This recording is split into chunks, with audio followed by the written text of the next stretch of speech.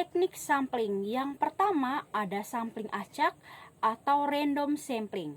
Random sampling adalah proses memilih sampel dari populasi secara acak dengan tujuan mewakili populasi tersebut.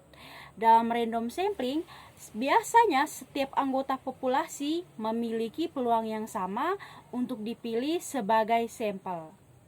Proses random sampling biasanya dilakukan dengan menggunakan metode acak, seperti penggunaan bilangan acak atau penggunaan teknik seperti tabel angka acak.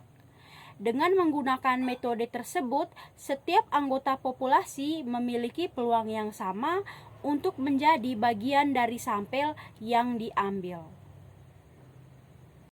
Yang kedua, ada sampling sistematis.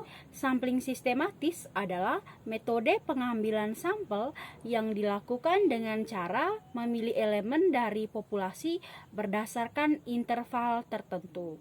Nah, berikut adalah contoh beberapa penjelasan mengenai sampling sistematis. Di sini saya akan menjelaskan pengambilan sampel dalam penelitian kesehatan.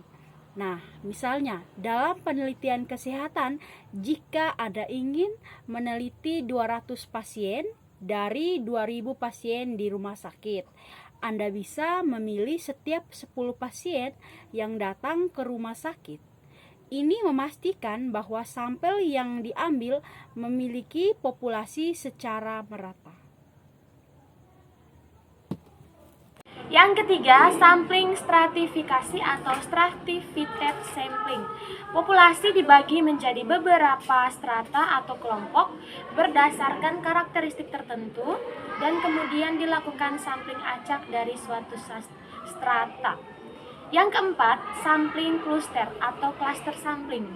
Populasi dibagi menjadi kelompok-kelompok atau cluster dan beberapa cluster dipilih secara acak. Semua anggota dalam cluster yang dipilih dijadikan sampel. Sampling purposive. Pemilihan anggota sampel dilakukan secara sengaja berdasarkan kriteria tertentu yang relevan dengan penelitian. Yang keenam, sampling bertahap.